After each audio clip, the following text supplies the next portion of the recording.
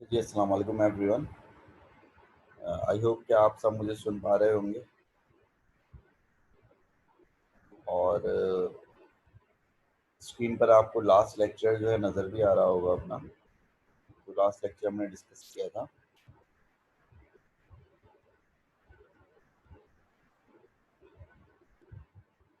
ये electric field का chapter हमारा जो है इसका हमने जो आखिरी चीज़ डिस्कस की थी वो इलेक्ट्रिक पोटेंशियल एनर्जी डिस्कस की। और इलेक्ट्रिक पोटेंशियल एनर्जी जो है उसमें हमारी बात की हुई थी कि इलेक्ट्रिक पोटेंशियल एनर्जी होती क्या है। इलेक्ट्रिक पोटेंशियल एनर्जी जो वो एबिलिटी है to do work due to position in electric field. Electric field में जो आपकी पोजीशन होती है इस वजह से जो आप वर्क डन कर सकते हैं वो इलेक्ट्रिक पोटेंशियल एनर्जी कहलाता है। और इलेक्ट्रिक पोटेंशियल एनर्जी को आप ईपी से शो कर सकते हैं या फिर आप डब्ल्यू से शो कर सकते हैं। इलेक्ट्रिक पोटेंशियल एनर्जी को आप ईपी से या फिर डब्ल्यू से शो कर सकते हैं। अब जिस तरह हमने ग्रेविटी था वो बराबर था एम फाइव के, ऐसे इलेक्ट्रिक पोटेंशियल एनर्जी बराबर होता है किसके, एम एम की जगह क्यू आ जाता है और फाइव की जगह वी आ जाता है, यानी कि मास की जगह चार्ज आ जाता है और ग्रेविटेशनल पोटेंशियल की जगह इलेक्ट्रिक पोटेंशियल आ जाता है। इसी तरह चेंज इन पोटेंशियल एनर्जी जो है वो आपकी एम डेल्टा फाइव थी, change in gravitational potential energy M delta five थी। यहाँ पर change in electric potential energy Q delta भी है। और फिर हमने एग्जाम्पल भी सॉल्व की थी कि अगर एक पॉइंट पर इस जगह पर एक चार्ज है जिसकी वैल्यू जो है 1.2 × 10⁻16 कूलम है और वो एक दूसरे चार्ज से यानी कैपिटल क्यू से इतना दूर है, तो इतना दूर उसकी पोटेंशियल एनर्जी कितनी होगी। तो हमने फॉर्मूला लगाया क्यू इंटू वी का। क्यू जो है वो चार्ज होगा जिसकी पोटेंशियल एनर्जी चाहिए और कैपिटल क्यू वो चार्ज होगा जिसकी फील्ड है, जिसकी फील्ड में मौजूद है। जैसे ज़मीन होती थी ना, ज़मीन का मास कैपिटल एम होता था और जिस ऑब्जेक्ट की आपको पोटेंशियल एनर्जी चाहिए होती थी उसका मास स्मॉल एम होता था। ऐसे जिस चार्ज की फील्ड होगी वो कैपिटल क्यू होगा और जिस चार्ज की पोटेंशियल एनर्जी निकालनी होगी वो स्मॉल क्यू होगा। ठीक है, इस तरह से जो है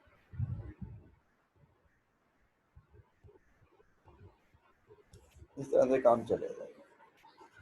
फिर हमने जो है क्वेश्चन सॉल्व किया था एक और। हमने कहा था एक न्यूक्लियस है भाई हीलियम का और एक प्रोटॉन है जो कि इन्फिनिटी पे रखा हुआ है। तो वो जो न्यूक्लियस से जो इन्फिनिटी पे रखा हुआ है प्रोटॉन, ठीक, उस प्रोटॉन को आपने एक स्पीड दी थी। इस तरह से स्पीड दी कि उसने जस्ट न्यूक्लियस की सरफेस को टच किया। तो ये बताएं आप पहले कि उसका जो पोटेंशियल जो है कितना होगा जब वो न्यूक्लियस की सरफेस तक पहुंचेगा। और फिर ये बताएं कि उसके पोटेंशियल में चेंज कितना आएगा इलेक्ट्रिक पोटेंशियल में। फिर बताएं कि उसकी इलेक्ट्रिक पोटेंशियल एनर्जी में कितना चेंज आएगा। फिर बताएं कि इसकी ग्रेविटेशनल पोटेंशियल जो है कितना होगा जब वो सरफेस ऑफ न्यूक्लियस तक पहुंचेगा। फिर बताएं कि इसके ग्रेविटेशनल पोटेंशियल में कितना चेंज आएगा और फिर बताएं कि उसके जो है वो ग्रेविटेशनल पोटेंशियल एनर्जी में कितना चेंज आएगा। और स्पीड भी कितनी होना चाहिए मिनिमम कि वो जो है वो सरफेस तक पहुंचे, जस्ट सरफेस तक पहुंचे। ठीक है, ये सब कुछ आपको कैलकुलेट करना था। प्रोटॉन का मास आपको दिया हुआ है, प्रोटॉन का चार्ज आपको दिया हुआ है, हीलियम का न्यूक्लियस है जो कि अपनी जगह स्टेशनरी है और हीलियम के न्यूक्लियस का रेडियस जो है वो 2.5 एक्सपोनेंट माइनस 15 मीटर है। ठीक है, ये सबको सारी स्टोरी आपको बताई। लेकिन सबसे पहली बात तो आप ये समझें कि प्रोटॉन जो कि इन्फिनिटी पर है, ये प्रोटॉन जो कि इन्फिनिटी पर है, इन्फिनिटी पे जो उसका पोटेंशियल होगा वो जीरो होगा, इलेक्ट्रिक पोटेंशियल भी और ग्रेविटेशनल पोटेंशियल। और जब ये सरफेस पे पहुंचेगा तो ये ग्रेविटेशनल पोटेंशियल भी सब कुछ ना कुछ हो जाएगा और इलेक्ट्रिक पोटेंशियल भी कुछ ना कुछ हो जाएगा। तो पहले आप ये देखें कि सरफेस पे उसका पोटेंशियल बनता है कितना, पहले हम इलेक्ट्रिक पोटेंशियल मालूम करते हैं। ठीक है, हम पार्ट वन सॉल्व करते हैं। इसमें उसने कहा है calculate the potential electric potential of proton when it reaches surface of nucleus. अब देखिए पहले इसका मैं जवाब लिख रहा हूँ। किसी भी पॉइंट पे इलेक्ट्रिक पोटेंशियल V इसके बराबर होता है।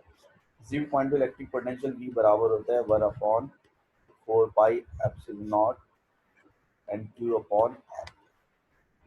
अभी कैपिटल Q जो है वो चार्ज नहीं है जिसको आप मूव कर रहे हैं, बल्कि कैपिटल Q वो चार्ज है इसकी फील्ड है। तो 1/4 पाई एप्सिलॉन नॉट तो आपका 9.0 एक्सपोनेंट 9 होता है तकरीबन। ठीक है, कैपिटल Q जिसकी फील्ड है वो न्यूक्लियस है, हीलियम का न्यूक्लियस। हीलियम के न्यूक्लियस में दो प्रोटॉन होते हैं और दो न्यूट्रॉन होते हैं, ठीक है। हीलियम के न्यूक्लियस में दो प्रोटॉन होते हैं और दो न्यूट्रॉन होते हैं। तो दो प्रोटॉन होने का मतलब है कि एक प्रोटॉन का चार्ज इतना होता है, तो दो प्रोटॉन का चार्ज कितना होगा? दो प्रोटॉन का चार्ज होगा 1.6 एक्सपोनेंट माइनस 19 मल्टीप्लाई बाई। अरे बताइए कैपिटल क्यू वाली बात समझ में आ गई? लेकिन कैपिटल क्यू जो है इस फॉर्मूले में वो चार्ज होता है जिसकी फील्ड होती है, और फील्ड यहाँ पर न्यूक्लियस की है। प्रोटॉन को तो हम मूव करा रहे हैं ना, तो न्यूक्लियस की फील्ड है। अब न्यूक्लियस का चार्ज चाहिए होगा, कैपिटल क्यू मतलब है न्यूक्लियस का चार्ज। हीलियम के न्यूक्लियस में दो प्रोटॉन होते हैं, दो न्यूट्रॉन होते हैं, इसलिए उसका मास 4 होता है। अब दो प्रोटॉन के बराबर उसके अंदर चार्ज होगा, क्योंकि न्यूट्रॉन पे तो कोई चार्ज होता नहीं है, और एक प्रोटॉन का चार्ज होता है 1.6 एक्सपोनेंट माइनस 19। तो न्यूक्लियस का चार्ज कितना हुआ? 1.6 exponent minus 19 multiply by distance बताना है। लेकिन जब ये सरफेस ऑफ न्यूक्लियस पे पहुंचेगा तो उसका डिस्टेंस जो रह जाएगा फ्रॉम द सेंटर वो रेडियस ऑफ न्यूक्लियस के बराबर होगा, and radius of nucleus is 2.5 exponent minus 50। तो आगे जगह आ जाएगा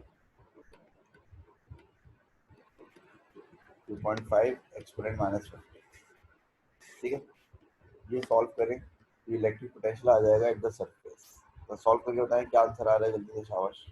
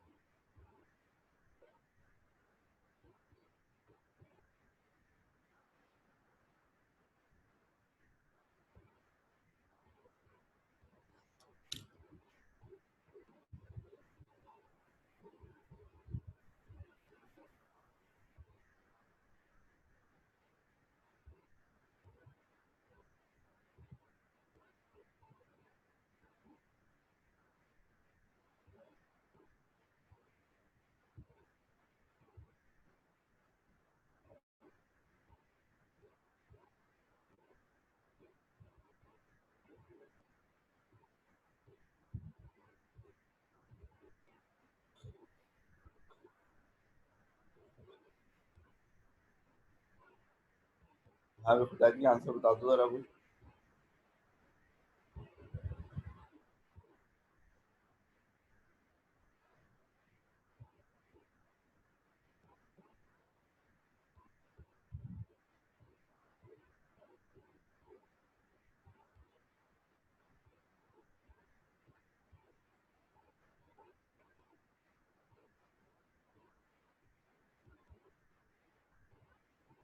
भाई किसी पास कैलकुलेटर नहीं है आप में से? आंसर बता दो यार।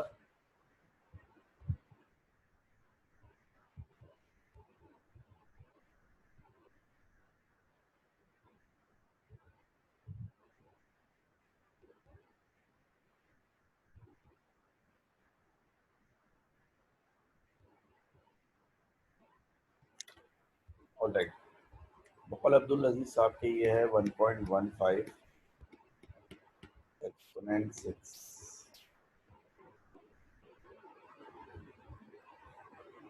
वोल्ट।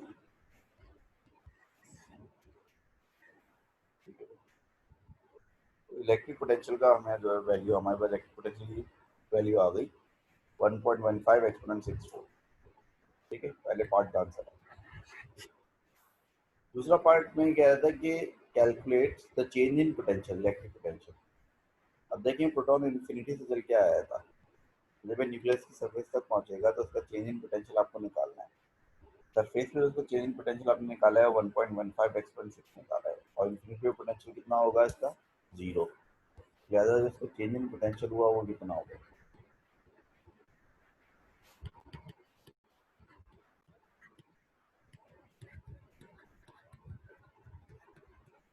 तो जो इसका चेंज इन इलेक्ट्रिक पोटेंशियल होगा वो क्या होगा? 1.15 एक्सपोनेंट 6 माइनस 0, यानी कि 1.15 एक्सपोनेंट 6 वोल्ट से वही आंसर आ जाएगा। तो इन्फिनिटी में तो उसका पोटेंशियल 0 था, लिहाजा इसका जो चेंज इन पोटेंशियल होगा वो क्या हो जाएगा? वो final potential minus initial potential होगा 1.15 एक्सपोनेंट 6 माइनस 0। तो 1.15 एक्सपोनेंट 6 वोल्ट इसका चेंज इन इलेक्ट्रिक पोटेंशियल हो गया भाई। इसके बाद में कह रहे हैं चेंज इन पोटेंशियल एनर्जी कितना है।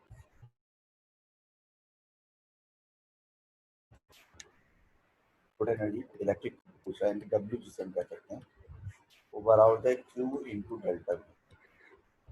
Change in gravitational potential energy M delta five होता है, तो यहाँ पर एम डेल्टा फाइव की जगह क्यू डेल्टा वी आ गया। अब यहाँ पे जो क्यू आएगा स्मॉल क्यू, ये वो उसका चार्ज होगा जिसकी पोटेंशियल एनर्जी चाहिए आपको, यानी कि प्रोटॉन। ठीक है, तो प्रोटॉन का चार्ज कितना है 1.6 एक्सपोनेंट माइनस 19 प्रोटॉन का चार्ज है। उसको पोटेंशियल का चेंज कितना है, ये पोटेंशियल का चेंज लिखा हुआ है कितना है 1.15 एक्सपोनेंट 6। तो बताएं चेंज इन पोटेंशियल एनर्जी यानी कि change in electric potential energy कितना आया, इसको मल्टीप्लाई करके बताएं 1.6 एक्सपोनेंट माइनस 19 इंटू 1.15 एक्सपोनेंट 6।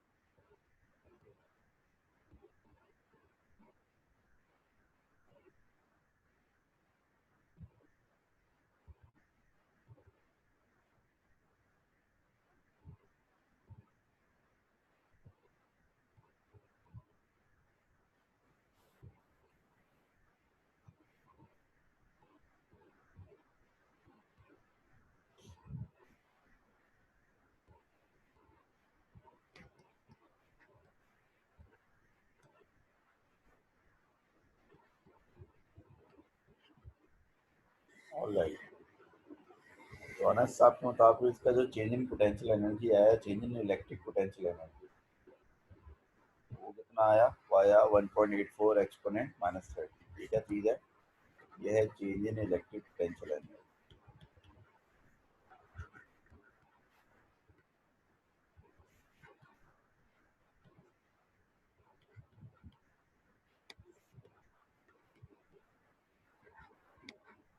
ठीक है, तो change in electric potential energy आया 1.84 एक्सपोनेंट माइनस 13। ठीक है भाई, चलिए उसके बाद नेक्स्ट वो क्या बोल रहा है, वो कह रहा है कि calculate gravitational potential of proton when it reaches the surface of nucleus.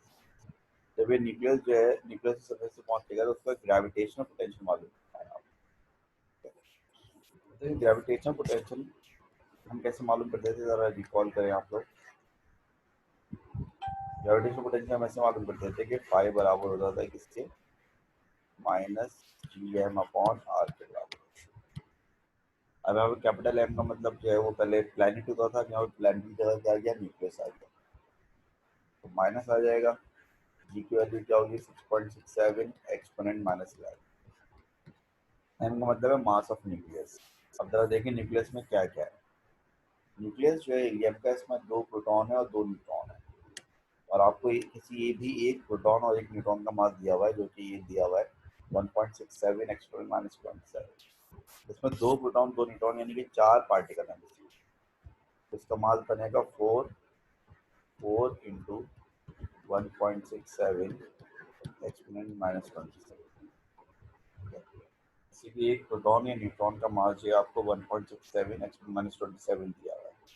इसमें 2 प्रोटॉन 2 न्यूट्रॉन यानी कि 4 पार्टिकल हैं, 4 इंटू 1.67 एक्सपोनेंट माइनस 27 इसका मास होगा। आर इसका रेडियस होगा, क्योंकि सरफेस को पोटेंशियल मालूम कर रहे हैं। और रेडियस का इसका कितना दिया हुआ है, रेडियस का दिया हुआ है 2.5 एक्सपोनेंट माइनस 15 मीटर। तो रेडियस की जगह आ जाएगा 2.5 एक्सपोनेंट माइनस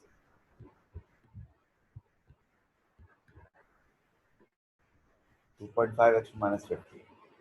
तो ये आपका ग्रेविटेशनल पोटेंशियल आ गया सरफेस ऑफ न्यूक्लियस पे। तो ये बताएं कितना आ रहा है, शावर जल्दी से कैलकुलेट करके बताएं।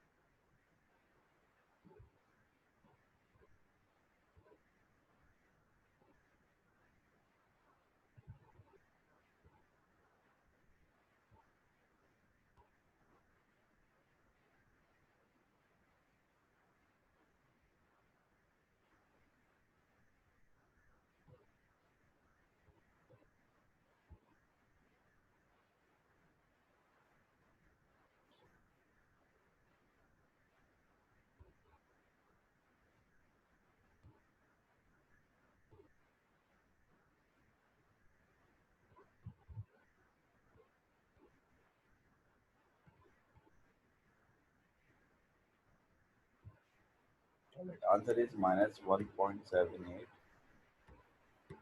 एक्सपोनेंट -22 जूल पर किलोग्राम। इसका ग्रेविटेशनल पोटेंशियल आ गया। ठीक है, आ गया। अगले पार्ट में क्या बताओ, चेंज इन ग्रेविटेशनल पोटेंशियल कितना है। वो वाली बात, इन्फिनिटी पे इसका पोटेंशियल 0 था, अब इन्फिनिटी से चल के सरफेस तक आया है, तो इसका चेंज इन पोटेंशियल कितना आएगा। तो चेंज इन ग्रेविटेशनल पोटेंशियल आएगा -1.78 एक्सपोनेंट -22 -0, देगा -1.78 एक्सपोनेंट -22 जूल पर किलो। आपका चेंज इन पोटेंशियल आ गया, -1.78 एक्सपोनेंट -22 जूल पर किलो। ठीक है भाई। उसके बाद ये कह रहे हैं कि इसका change in gravitational potential energy मालूम करो आप। Change in gravitational potential energy, लेकिन change in gravitational potential energy जो आएगा वो कैसे आता था, एम डेल्टा फाई से आएगा। अब ये प्रोटॉन की change in gravitational potential energy आ रही है, तो इसके मास भी किससे आएगा, प्रोटॉन का आएगा। अब प्रोटॉन का मास आपको कितना दिया हुआ है, 1.67 एक्सपोनेंट -27। और चेंज इन पोटेंशियल कितना निकाला है आपने, चेंज इन पोटेंशियल आपने निकाला है 1.78 एक्सपोनेंट -22 जूल पर किलो गया। ये जूल में आ जाएगा आंसर। ये देखें कितना आ रहा है, 1.78 एक्सपोनेंट -22 को मल्टीप्लाई करना है 1.67 एक्सपोनेंट -27 से, तो change in gravitational potential energy आ जाएगा।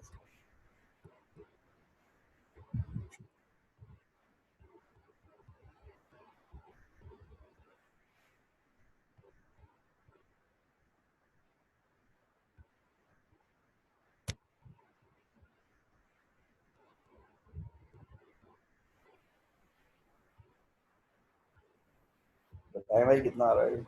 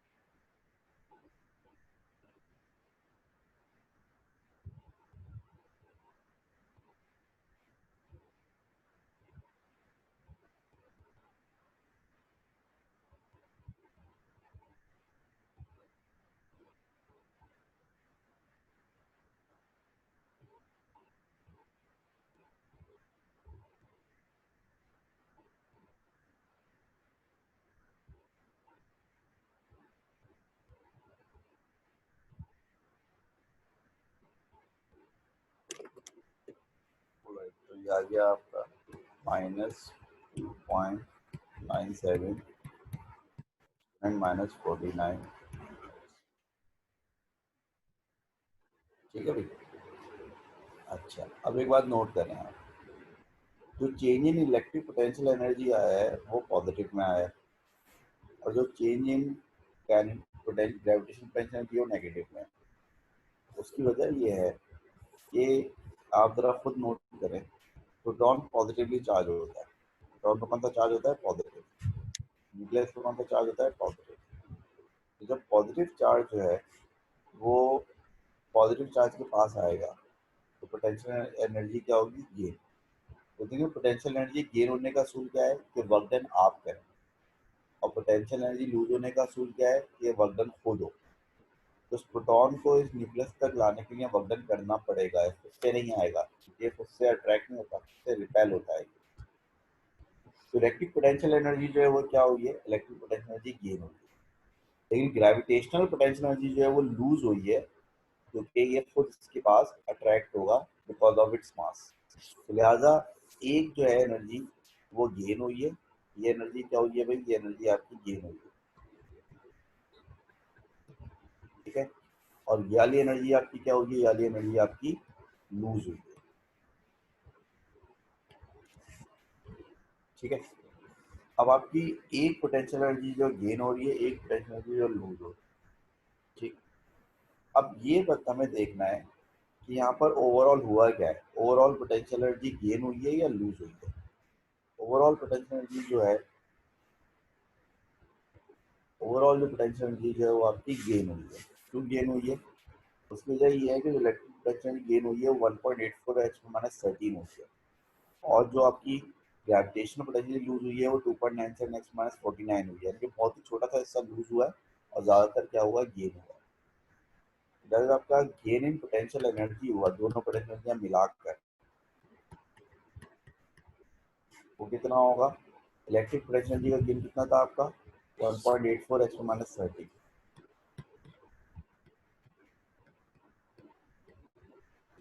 और ग्रेविटेशनल पोटेंशियल लूज कितनी हुई है, 2.97 x-49। ओवरऑल गेन आपका क्या होगा, ओवरऑल गेन आपका 1.84 एक्सपोनेंट -13 ही होगा, क्योंकि -49 से समझे नेग्लिजिबल है, और कैलकुलेटर से भी माइनस करेंगे यही आंसर रहेगा। ये पोटेंशियल जो आपने गेन की है। अब आपको आखिरी पार्ट में मालूम करनी है इसकी स्पीड v। आखिरी पार्ट में इसकी स्पीड v मालूम करनी है। तो v तो हम शुरू से मालूम करते आ रहे हैं, कैसे मालूम करते आ रहे हैं, वो हम ऐसे मालूम करते आ रहे हैं कि जो चेंज इन काइनेटिक एनर्जी है आपका, के बराबर है चेंज इन पोटेंशियल एनर्जी के बराबर।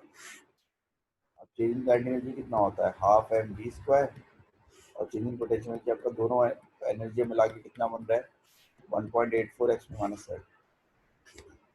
तो आपका जो स्पीड होगा बराबर होगा डी का आंसर किसके बराबर होगा, 2 times of 1.84 x-13 multiply by and divide by mass factor. we get 2 into 1.84 x-13। और मास किसका लेंगे यहाँ पर, मास हम लेंगे यहाँ पे प्रोटॉन का, तो आपको प्रोटॉन की स्पीड चाहिए ना, और प्रोटॉन का मास कितना होता है 1.67 x-27। ये सॉल्व करके देखें स्पीड कितनी आएगी।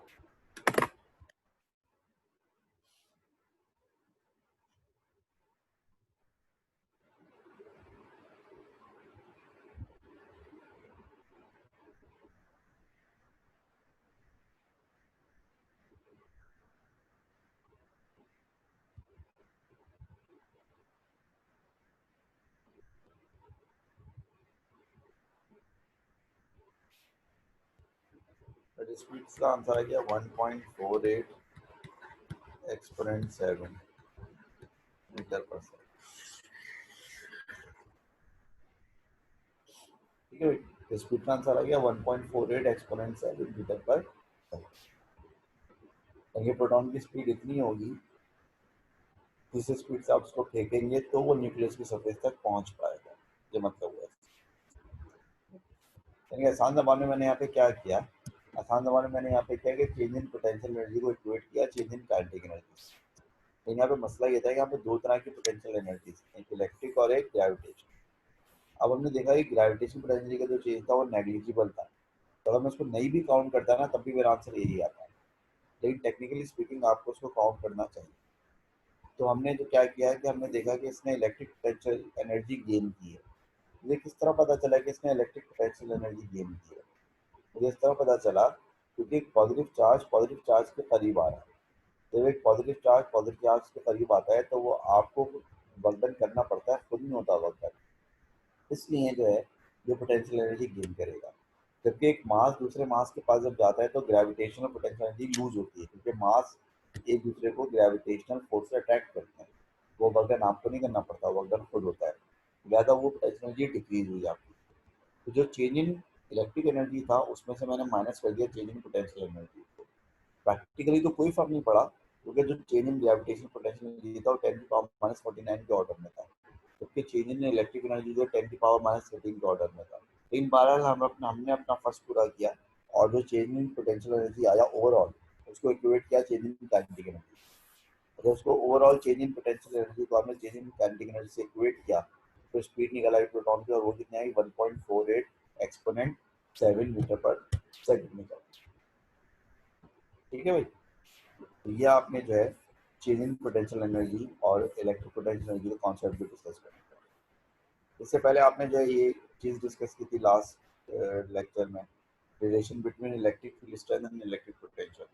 ये भी मैं आपको बता चुका हूँ कि जो पोटेंशियल ग्रेडियंट होता है, यानी कि जो इलेक्ट्रिक फील्ड स्ट्रेंथ होती है वो पोटेंशियल ग्रेडियंट का नेगेटिव होता है। जो पोटेंशियल ग्रेडियंट होता है वो इलेक्ट्रिक फील्ड स्ट्रेंथ का क्या होता है, नेगेटिव। और ये चीज़ मैंने आपको लास्ट टाइम बड़ी तफसील से एक्सप्लेन की थी। अतः इसकी वर्कशीट के ऊपर चलते हैं।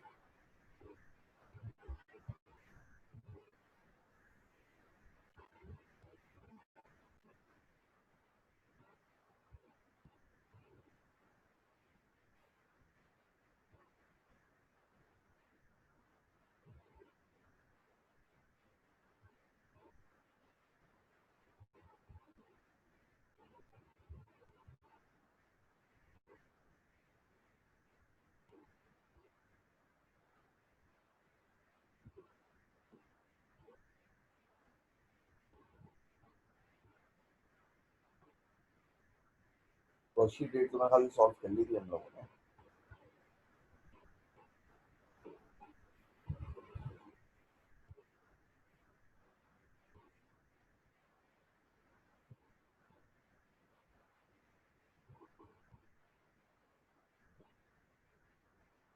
हाँ, ये वर्कशीट डेट तो हमने सॉल्व की हुई है। ठीक है, वर्कशीट 9 हमें सॉल्व करनी है।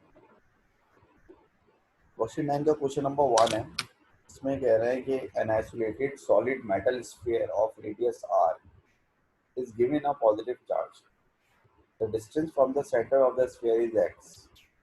The electric potential at the surface of the sphere is V naught. On the axis of figure 5.1, sketch a graph to show the variation with distance x of the electric potential due to the charge sphere for values of x from x is equals to 0 to x is equals to 4r. देखें, इसमें क्या ये है कि एक charge sphere है जिसका metal का स्फेयर है, इसका रेडियस आर है। अब हम उसके डिस्टेंस सेंटर से लेंगे और डिस्टेंस एक्स होगा, और उसकी डिस्टेंस आप सेंटर से लेते रहें तो एक्स की वैल्यू 0 से स्टार्ट होगी और 4r तक जाएगी, यानी कि ये स्फेयर चार्ज पॉजिटिव चार्ज। इसमें सेंटर से आप स्टार्ट करेंगे, सरफेस तक पहुंचेंगे तो डिस्टेंस कितना हो गया आर। एक आर चलेंगे कितना हो जाएगा 2r, 3r और 4r। यहाँ तक आप जाए, यहाँ तक का आपको उसको जो पोटेंशियल का ग्राफ बनाना, यहाँ तक का आपको उसको पोटेंशियल का ग्राफ बनाना। तो पहले तो आप रिकॉल करें, मैंने आपसे कहा था कि जब आप किसी चार्ज स्फीयर का पोटेंशियल ग्राफ बनाते हैं तो उसके ग्राफ इस तरह से बनता है पोटेंशियल का, सेंटर से लेके और सरफेस तक स्ट्रेट लाइन आती है, क्योंकि जो पोटेंशियल उसका सरफेस पर होता है वही पोटेंशियल उसका सेंटर पर होता है, और उसके बाद फिर ग्राफ नीचे नहीं लगता है इस तरह से। ठीक है, तो आप ये देखेंगे रेडियस कहाँ है, ये रहा इसका रेडियस। तो रेडियस तक तो उसका पोटेंशियल जो है वी नॉट ही रहेगा, क्योंकि ये कह रहे हैं सरफेस पे जिसका पोटेंशियल है वो वी नॉट है। तो सेंटर से लेकर सरफेस तक इसका पोटेंशियल तो वी नॉट ही रहेगा।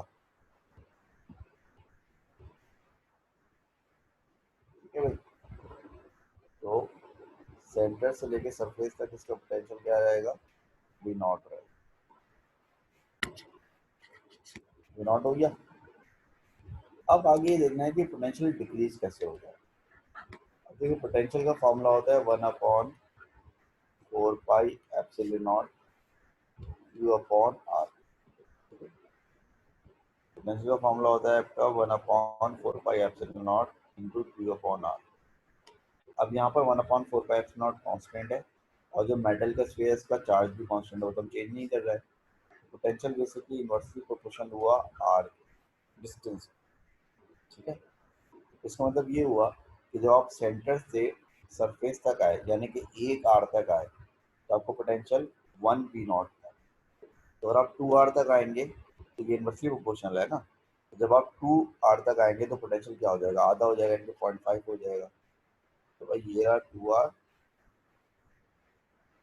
और ये रहा 0.5, अगर मैं सही हूँ तो। अगला पॉइंट ये आ गया, ऐसे जब आप 3 आ देंगे, डिस्टेंस जब 3 गुना पड़ेगा तो आपको पोटेंशियल 1/3 हो जाएगा। 1/3 होता है 0.33। अब ये 0.33 ढूंढना पड़ेगा आपको। ये एक जो है ना, 1 2 3 4 5 6 7 8 9 10, एक जो है 0.025 का है। ठीक है, 0.025 का एक है ये।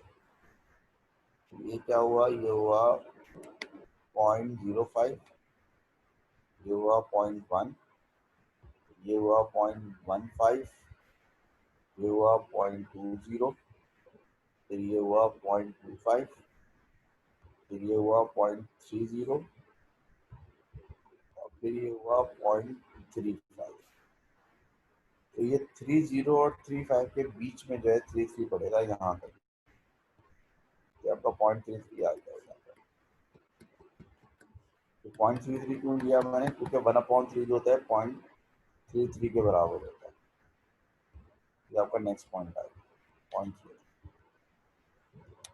और जब आप 4 आवर पर जाएंगे तो आपको पोटेंशियल 1/4 टाइम मिल जाएगा। 1/4 टाइम मिलता है 0.25। ये सिंपल है, 0.25 तो आपको दिया था।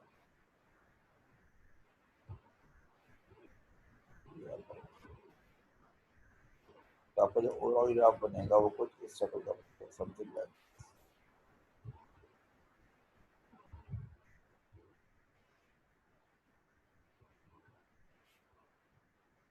ठीक है भाई, इस तरह से ये पोटेंशियल ग्राफ आपका जो है वो बन जाए।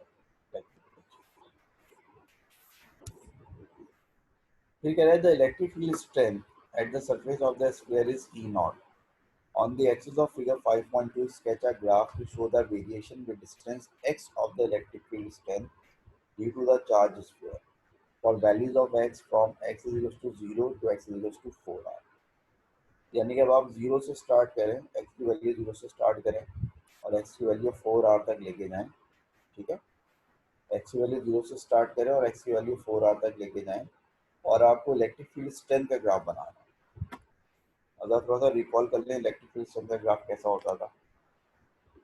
देखें, आपका मेटल का स्फीयर होता था और उसके सेंटर से जब आप इलेक्ट्रिक फील्ड स्ट्रेंथ का ग्राफ बनाना शुरू करते थे, सेंटर से लेकर सरफेस तक इलेक्ट्रिक फील्ड स्ट्रेंथ 0 आती थी, क्योंकि अंदर कोई चार्ज ही नहीं होता था। और जब अंदर कोई चार्ज नहीं होता था तो कोई फील्ड भी नहीं होती। उसका सरफेस पे पीक आती थी, क्या कहते हैं वो पीक में कम होती जाती थी। अब ये ध्यान में रखिए कि इलेक्ट्रिक फील्ड स्ट्रेंथ का जो फॉर्मूला है, उसके फॉर्मूले में और पोटेंशियल के फॉर्मूले में क्या फ़र्क है। इलेक्ट्रिक फील्ड स्ट्रेंथ के फॉर्मूले में स्क्वायर आता है, यानी कि इलेक्ट्रिक फील्ड स्ट्रेंथ जो है वो आर के स्क्वायर के इनवर्सली प्रोपोर्शनल है। तो फिर इलेक्ट्रिक पोटेंशियल जो था वो आर के इनवर्सली प्रोपोर्शनल था। यानी कि इलेक्ट्रिक पोटेंशियल में जब आर डबल होता था तो पोटेंशियल आधा हो जाता था। यहाँ पर अगर आर डबल होगा तो इलेक्ट्रिक फील्ड आधी नहीं होगी, बल्कि स्क्वायर टाइम यानी कि क्वार्टर हो जाएगी। ठीक है, यहाँ पे इलेक्ट्रिक फील्ड स्ट्रेंथ जो है आर स्क्वायर के इनवर्सली प्रोपोर्शनल है। अब देखें, सेंटर से लेके सरफेस तक, यानी कि एक्स वैल्यू 0 से लेकर एक्स वैल्यू रेडियस के बराबर तक इलेक्ट्रिक फील्ड स्ट्रेंथ आपकी मैक्स जो आपकी 0 होगी। तो ये आपकी 0 आ गई है। ठीक है, इलेक्ट्रिक फील्ड स्ट्रेंथ आपकी सेंटर से लेके सरफेस तक 0 आ गई। उसके बाद जब आप सरफेस पर आएंगे यानी कि रेडियस आर पर, जब आप सरफेस पर आएंगे यानी कि रेडियस आर पर आएंगे तो वहां पर आपकी इलेक्ट्रिक फील्ड स्ट्रेंथ मैक्सिमम होगी, यानी कि ई नॉट मैक्सिमम हो गई। फिर आप क्या करेंगे, जब डिस्टेंस 2r हो जाएगा यानी कि डिस्टेंस डबल हो जाएगा तो इलेक्ट्रिक फील्ड स्ट्रेंथ का स्क्वायर टाइम्स कम होगी। 2 का स्क्वायर 4 होता है, यानी कि इलेक्ट्रिक फील्ड स्ट्रेंथ 4 टाइम्स कम हो जाएगी। 4 टाइम्स कम होने का जब 0.25 हो जाएगी इलेक्ट्रिक फील्ड स्ट्रेंथ, तो ये आ गया 0.25। ठीक है, जब डिस्टेंस 3 गुना बढ़ेगा, 3r होगा, तो इलेक्ट्रिक फील्ड स्ट्रेंथ 3 का स्क्वायर टाइम्स कम हो जाएगी, यानी कि 1/9 हो जाएगी। 1/9 कितना बनता है, तकरीबन 0.1 बनता है मेरे ख्याल। 1/9 तकरीबन 0.1 बनता है। देखिए ये 0.025 है, ये 0.05 है, और ये पॉइंट, देखो भाई कितना बनेगा यार ये। ये 0.25 है ना आपका। 1 2 3 4 5 6 7 8 9 10। 0.25 है ना आपका ये 0.25, ये 0.5, ये 1, ये हो जाएगा, ये 1 हो जाएगा। ठीक है, ये 1 हो गया आपका। 0.05 और 1, ठीक है। अगर डिस्टेंस 4 टाइम्स बढ़ेगा तो 1/4 का स्क्वायर टाइम्स कम होगा, यानी कि 1/16 टाइम्स कम होगा। अब ये 1/16 कितना होता है, जरा देखो यार।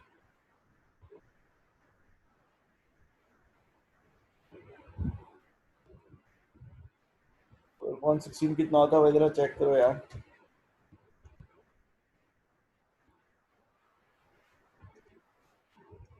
0.0625 होता है।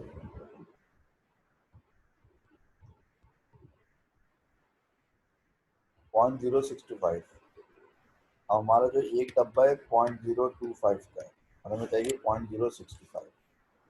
एक डब्बा 0.025 का है, अगला डब्बा होगा 0.05 का, और तीसरा डब्बा होगा 0.075 का। तो आपका जो 0.0625 है वो इन दोनों डब्बों के बीच में पड़ेगा, यानी कि दूसरे और तीसरे डब्बे के बीच में, यानी कि इस जगह नहीं पड़ेगा, समवेयर ओवर हियर। अब इसको अगर आप बनाने हैं ग्राफ को, तो वो डिस्टेंस से करेंगे।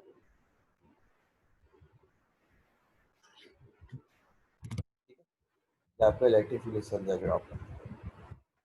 आप गौर फरमाएं तो इलेक्ट्रिक फील्ड का जो ग्राफ है पोटेंशियल के ग्राफ के मुकाबले में ज़्यादा स्टीप है। इलेक्ट्रिक का ग्राफ जो है वो पोटेंशियल के ग्राफ के मुकाबले में ज़्यादा स्टीप है, और उसकी वजह बड़ी सिंपल है। उसकी वजह है कि इलेक्ट्रिक पोटेंशियल जो होता है वो आर के इनवर्सली प्रोपोर्शनल होता है, जबकि इलेक्ट्रिक फील्ड स्ट्रेंथ जो है वो आर के स्क्वायर के इनवर्सली प्रोपोर्शनल। इसमें ये ग्राफ ज़्यादा स्टीप बनता है, ठीक है, इसमें ये ग्राफ ज़्यादा स्टीप बनता है। चलने जी, आगे चलते हैं। उसका ये कह रहा है state Coulomb's law. Coulomb's law को स्टेट करें। कूलम्स लॉ क्या कहता है? कूलम्स लॉ कहता है कि force between 2 point charges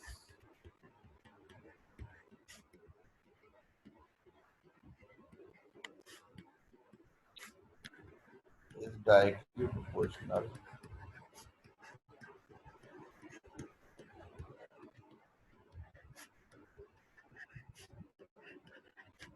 to their product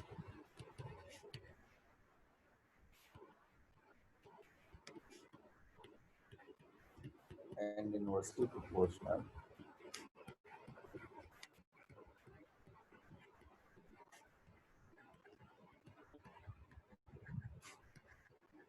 to the square of distance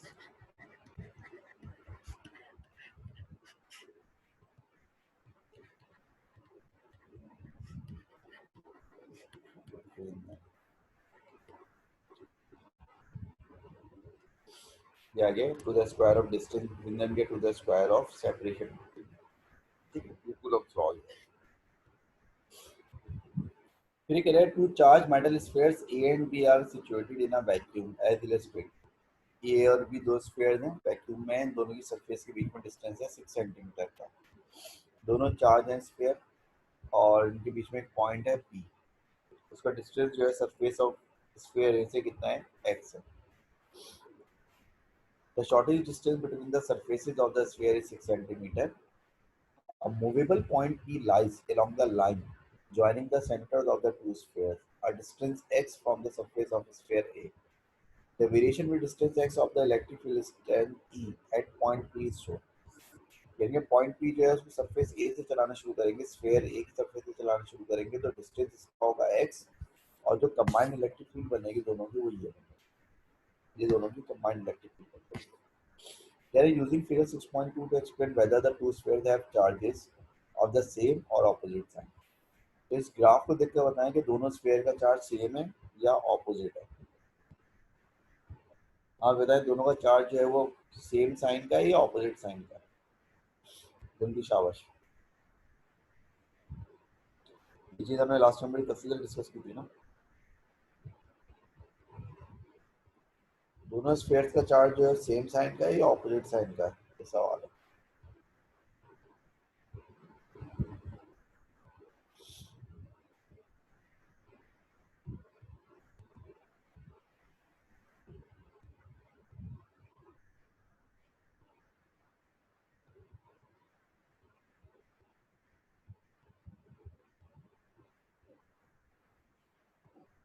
अभी अब्दुल अजीज के अलावा और कोई बोलेगा?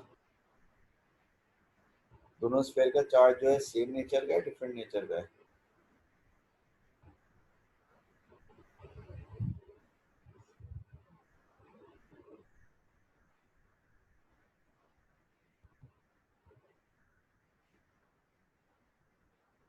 दोनों स्फीयर का चार्ज जो है वो सेम साइन का है। उसकी वजह ये है कि बीच में एक जगह पे इलेक्ट्रिकल डिस्टेंस जीरो हो रही है। बीच में इलेक्ट्रिकल डिस्टेंस में जीरो हो रही है, इसमें दोनों की जो फील्ड होगी वो ऑपोजिट होगी। यानी कि अगर इसकी फील्ड इस तरफ है और इसकी फील्ड इस तरफ है तो ये ऑपोजिट होगी, तो दोनों एक जगह पे कैंसिल आउट होंगे ना।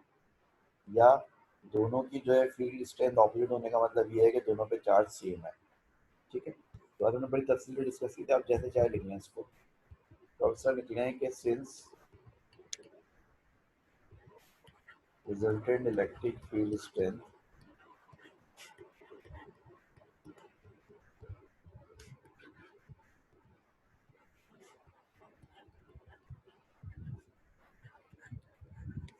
since resultant electric field strength at a point between two spheres is zero, therefore they must carry charge of same charge। क्योंकि एक पॉइंट पर दोनों के बीच में जो इलेक्ट्रिक फील्ड स्ट्रेंथ है वो जीरो आ रही है, लिहाजा उन दोनों का चार्ज जो है सेम साइन का है।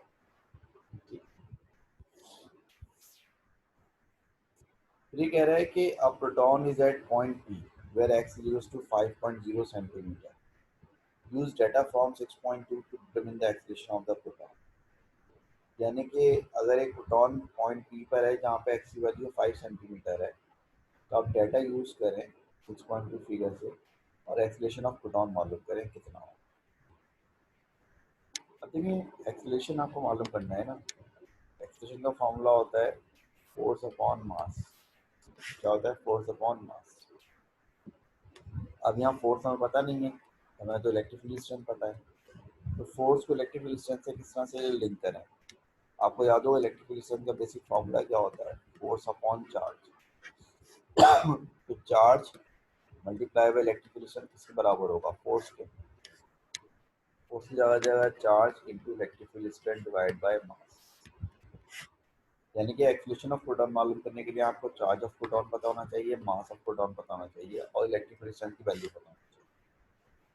चार्ज ऑफ इलेक्ट्रॉन अभी मैंने आपको बताया कितना होता है, 1.6 एक्सपोनेंट माइनस 19। ये आपको डाटा में गिवन होगा एग्जाम।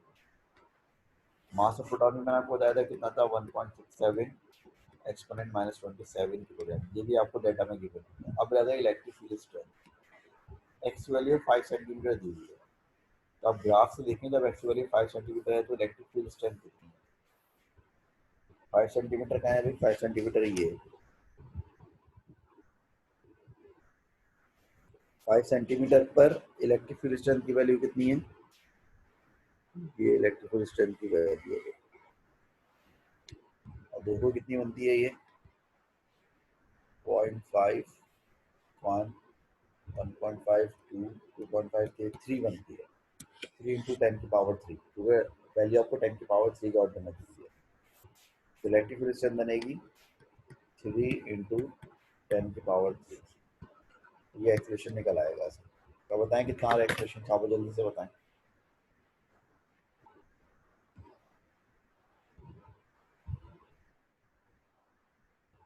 आप इधर एक्सप्रेशन कैलकुलेट करके बताएं इसका मतलब।